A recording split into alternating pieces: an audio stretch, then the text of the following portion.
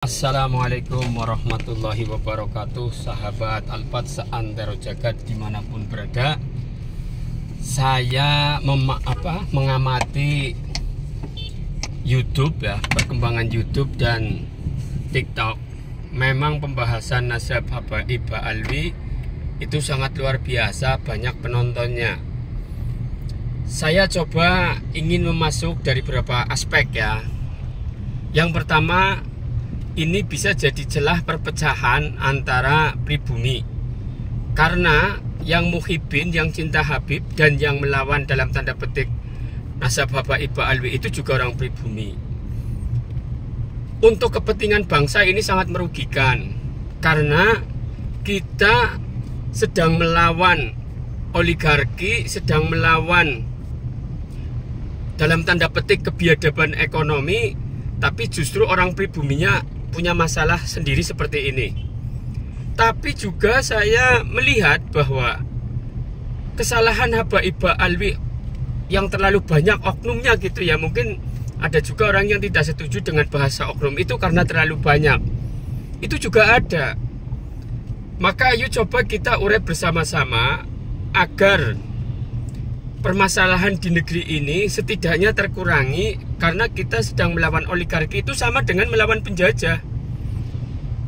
Bagaimana yang ramai saat ini ya, seperti di Pagar Laut, Kiai Imaduddin mengatakan bahwa yang menikmati Pagar Laut adalah Ba'alwi dengan kuasa hukumnya atau penasehat hukumnya, yaitu siapa?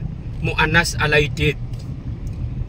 Di tempat lain juga menuduh bahwa Kiai Imaduddin CS itu membela oligarki Naga 9 tersebut.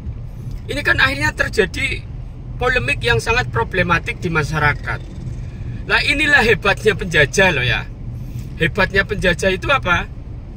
Mengadu domba agar mereka fokus dengan adu dombanya, pribumi-pribumi itu, dan oligarki atau penjajah itu juga, tentunya oligarki dalam hal ini adalah penjajah ekonomi ya, bukan penjajah fisik.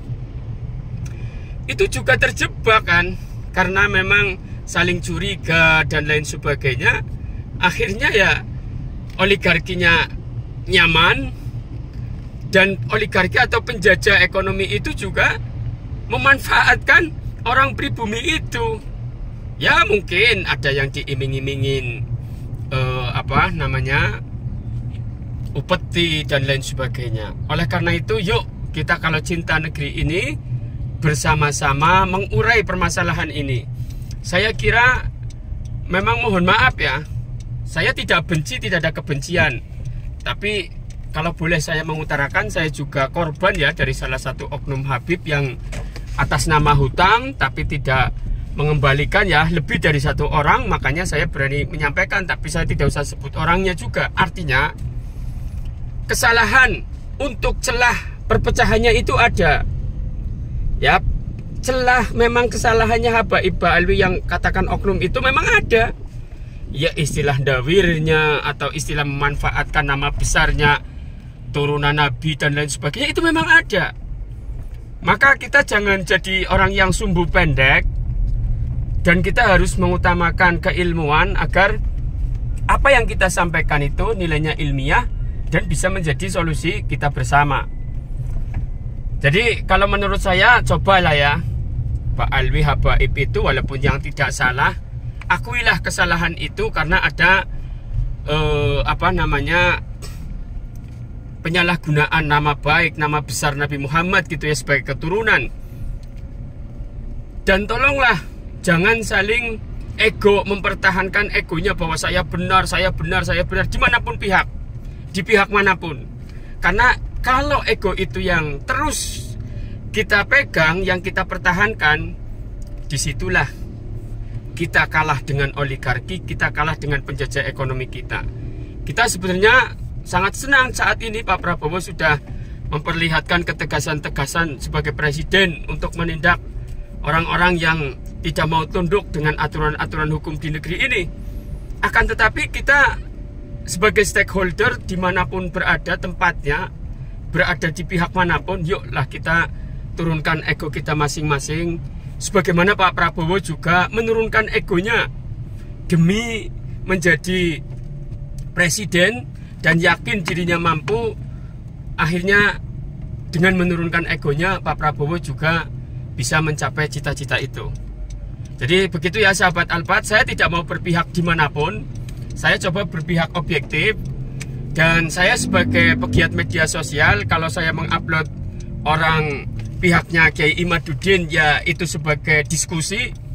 Kalau kemarin saya mengupload Habib Bahar di Pemalang, ya karena saya sebagai pegiat media sosial punya tanggung jawab untuk mempublikasikan informasi yang ada di masyarakat.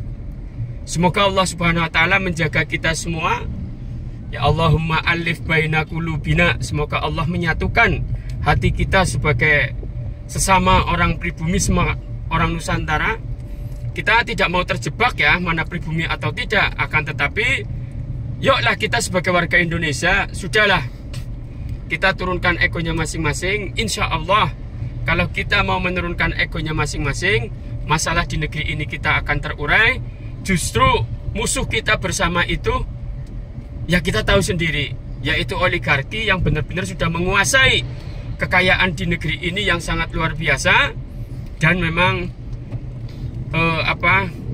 agar ekonomi itu meratalah kepada masyarakat di grassroots juga, jangan hanya di kalangan mereka saja. Artinya ada pemerataan ekonomi sebagaimana pasal 33 Undang-Undang Dasar 1945. Kekayaan alam ini agar dikelola negara, bukan dikelola oligarki, agar dinikmati oleh semua masyarakatnya. Semoga bermanfaat. Sampai jumpa. Assalamualaikum warahmatullahi wabarakatuh.